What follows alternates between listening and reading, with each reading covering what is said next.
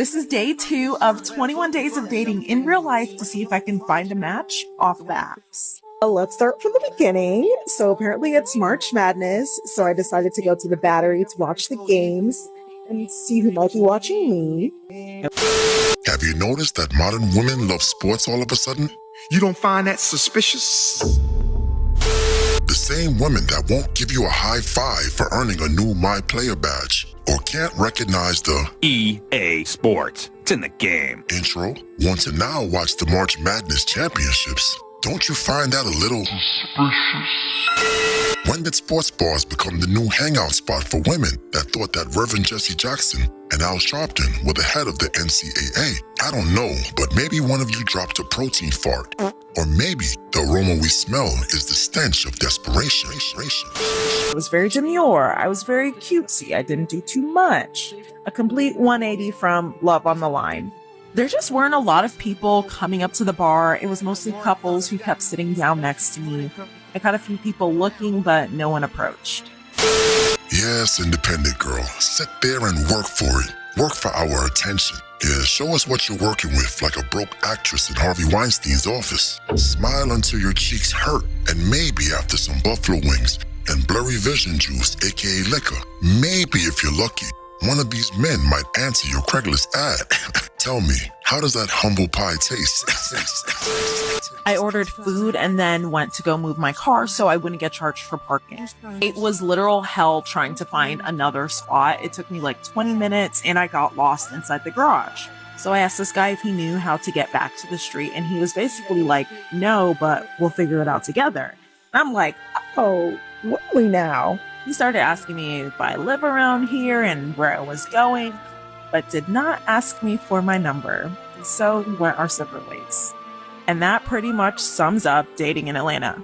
I went back to the bar, enjoyed my food, got a little dessert, watched the game, and it was all around a solid solo night out. As always, if you have any suggestions, let me know where you think I should go next. Yes, without their dating apps that they love to publicly hate on nowadays, they start to realize how normal they really are. Many of these women want to continue playing ball until they're 39 and 41, like Paul Pierce and Vince Carter, but they don't got the knees and stamina necessary. You see how I stay on point with the basketball references, right? Make sure you take note of that while you press the bell notification and hit the like button. Don't make Lord Destro go meta world peace in this bitch. Oh, my fault. But we all see these younger women with their high standards, fatherless babies, and stretch marks. Think you and your Grace Lord Destro should be obligated to pay China tariff prices for their presence. Blasphemy. These are the requirements that you need to have in order to date me, a single mom of 3 kids. Number 1 is that you need to be making at least $130K a year, and you need to have at least 2 side hustles. If you cannot make $130K or more, then you are out of my fucking. How do you expect to give me money for my kids? If you only make $50K a year. Second is I don't date men that are younger than me because for obvious reasons. So if you are 26 and over, then you qualify. 26 to 35 is the age limit. Okay, I feel like 35 is pushing it because they look old as 40. Oh, I'm 26. I'm a baby.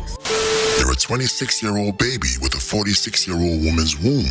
Yes, you might think like a toddler, but you're not a baby. There is nothing innocent about you. Yeah. You have to have at least 3 cars under your name.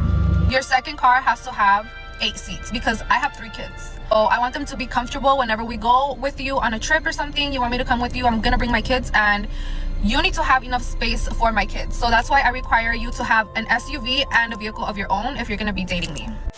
Yeah, you think about the insurance, gas, and maintenance for 3 cars for a man making $130,000 a year for someone else's kids. That would be the dumbest investment since, I don't know, Pets.com or Blockbuster. All for her kids to spill chips and pretzel sticks in between your leather seats. Blasphemy.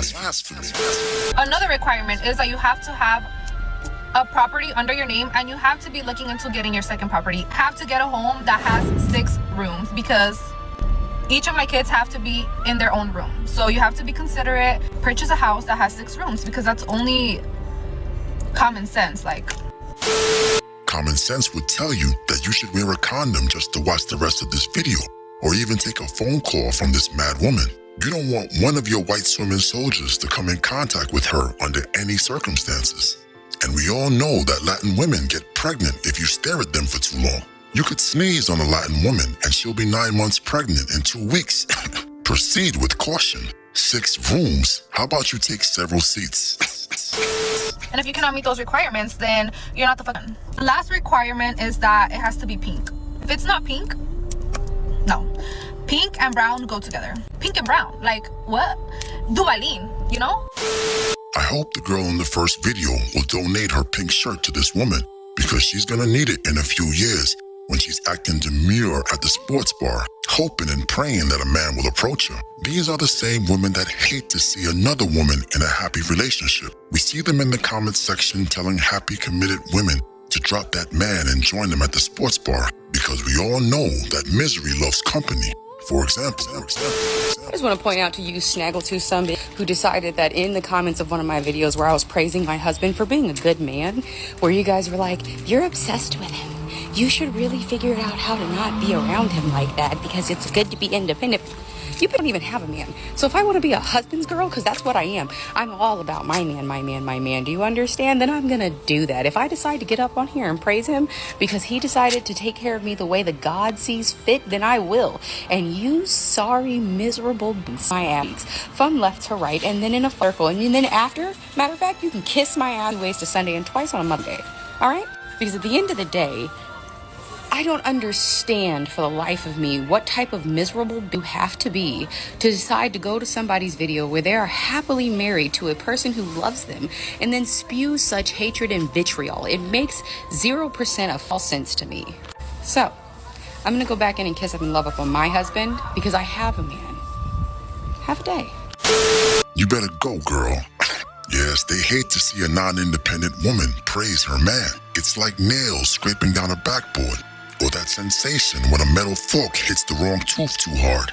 If you catch these same independent women in a moment of honesty, they will admit they hate being the chronically single friend, the third wheel, so to speak. But wait a minute. You didn't smash the bell and press the like button. Blasphemy. And although you will never be worthy of a monarch such as myself, Lord Destro would suggest that you poor fools at least give oligarchy a try. So Destro has